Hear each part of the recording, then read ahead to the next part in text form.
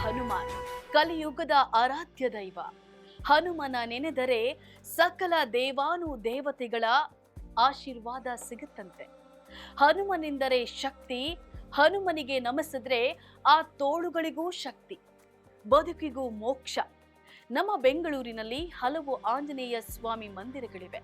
ಆದರೆ ಪುರಾಣ, ಪವಾಡ, ಇತಿಹಾಸ ಹಾಗೂ ಸತ್ಯ ಸಂಗತಿಗಳಿಗೆ ಸಾಕ್ಷಿಯಾಗಿದ್ದು ಗಾಳಿ ಆಂಜನೇಯ ಸ್ವಾಮಿ ದೇವಸ್ಥಾನ. ಈ ದೇವಸ್ಥಾನದ ವಿಶೇಷತೆಗಳನ್ನ ಈ ಎಪಿಸೋಡ್ನಲ್ಲಿ ತಿಳಿದುಕೊಳ್ಳೋಣ. ನೆಲ ಜಲ ಭಾಷೆಗಾಗಿ ನೋಡ್ತಾ ಇರಿ ಫೋಕಸ್ ಟಿವಿ. ನಾನು ಪವಿತ್ರ.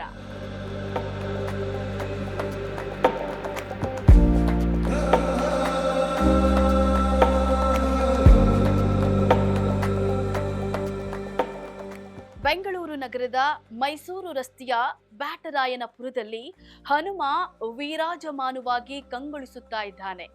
ಈ ಗಾಳಿ ಆಂಜನೇಯ ಸ್ವಾಮಿ ದೇವಾಲಯ ಸುಮಾರು 600 ವರ್ಷಗಳಿಗೂ ಹೆಚ್ಚು ಇತಿಹಾಸ ಹೊಂದಿದೆ. ವೃಷಭಾವತಿ ಉಪನದಿಯ ಸಂಗಮ ಸ್ಥಳದಲ್ಲಿ ಪಶ್ಚಿಮಾಭಿಮುಖವಾಗಿ ಸ್ವಾಮಿಯ ಅಪೂರ್ವ ಮೂರ್ತಿಯನ್ನ ಸ್ಥಾಪಿಸಲಾಗಿದೆ. ಈ ಕಣ್ಮನ ಸೆಳೆಯುವ ಹನುಮಂತನ ಮೂರ್ತಿಯನ್ನ ವೇದವ್ಯಾಸರು ಸ್ಥಾಪಿಸಿದ್ರು ಅನ್ನುವಂತಹ ಪ್ರತೀತಿ ಇದೆ. ದುಷ್ಟ ಶಕ್ತಿಗಳಿಂದ ಮಾನವ ಸಂಕುಲವನ್ನ ರಕ್ಷಿಸಲು ಆಂಜನೇಯ ಇಲ್ಲಿ ನೆಲೆ ನಿಂತ ಅಂತ ಹೇಳಿ ಜನ ನಂಬುತ್ತಾರೆ. ಬೆಂಗಳೂರು ನಗರ ಉದಯಿಸುವ ಮುನ್ನವೇ ಸ್ವಾಮಿಯ ಮೂರ್ತಿ ಬಯಲಿನಲ್ಲಿ ಇದ್ದಂತಹ ಕಾರಣ ಗಾಳಿ ಆಂಜನೇಯ ಅನ್ನುವಂತಹ ಹೆಸರು ಬಂದಿದೆ ಅನ್ನೋದು ಜನಜನಿತ.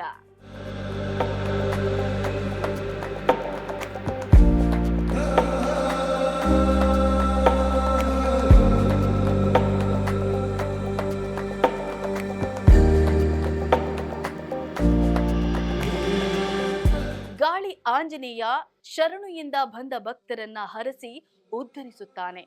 ದುಷ್ಟ ಶಕ್ತಿಗಳಿಂದ ಕಾಪಾಡಿ ಮಾನವ ಕುಲವನ್ನ ಪೋಷಿಸುತ್ತಾನೆ ಅನ್ನೋದು ಅನಾದಿ ಕಾಲಗಳಿಂದ ಬಂದಿರುವಂತಹ ನಂಬಿಕೆ. ಗಾಳಿ ಅಂದರೆ ದುಷ್ಟ ಶಕ್ತಿ ಎಂದರ್ಥ. ದುಷ್ಟ ಶಕ್ತಿಗಳ ಅಧಿಪತಿಯಾದಂತಹ ರಾವಣನ ಪುತ್ರ ಅಕ್ಷಾಸುರನನ್ನ ಮೆಟ್ಟಿ ನಿಂತಿದ್ರಿಂದ ಈ ಹೆಸರು ಬಂದಿದೆ ಅಂತ ಹೇಳಿ ಕಥೆಗಳಲ್ಲಿ ಹೇಳಲಾಗುತ್ತೆ. ಅಕ್ಷಾಸುರನ ಚಿತಾವಣೆಯಿಂದ ಭೂಲೋಕದಲ್ಲಿ ದೆವ್ವ, ಭೂತ ಚೇಷ್ಟೆಗಳು ಮಿತಿ ಮೀರಿದ್ವಂತೆ. ಆಗ ಪ್ರಭು ಶ್ರೀರಾಮಚಂದ್ರನ ಅಣತಿಯಂತೆ ಹನುಮಂತ ಅಕ್ಷಾಸುರನನ್ನ ಸದೆಬಡಿದು ಕಾಲಿನಡಿ ಮೆಟ್ಟಿ ನಿಂತ ಅಂತ ಹೇಳಿ ರಾಮಾಯಣದಲ್ಲಿ ಉಲ್ಲೇಖವಿದೆ.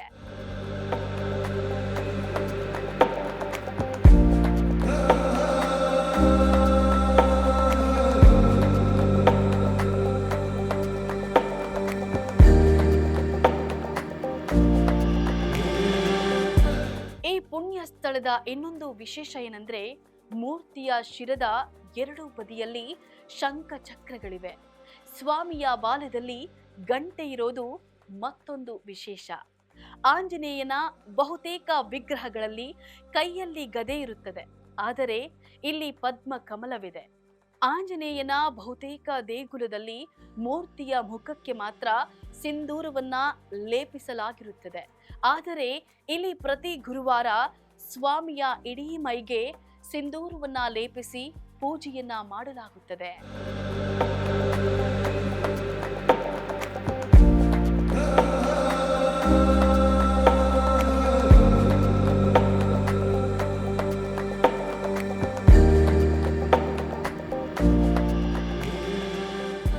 ದೇವಾಲಯ ಪ್ರವೇಶಿಸುತ್ತಲೇ ಎಡಭಾಗಕ್ಕೆ ಪೂರ್ವಾಭಿಮುಖವಾಗಿ ಸೀತಾ, ಲಕ್ಷ್ಮಣ ಸಮೇತ ಶ್ರೀರಾಮಚಂದ್ರ ಸ್ವಾಮಿ ಸಾನ್ನಿಧ್ಯವಿದೆ.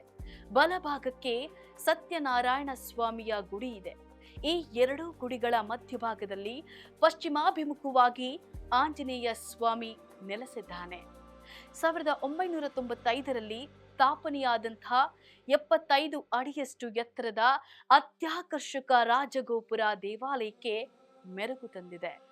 ಮುಂಭಾಗದಲ್ಲಿ ನವಗ್ರಹ ದೇವರ ಗುಡಿಯೂ ಇದೆ. ನೀವು ಕೂಡ ಹನುಮನ ದರ್ಶನವನ್ನ ಪಡೆದು ಪುನೀತರಾಗಿ. ನೆಲ ಜಲ ಭಾಷೆಗಾಗಿ ನೋಡ್ತಾ ಇರಿ ಫೋಕಸ್ ಟಿವಿ.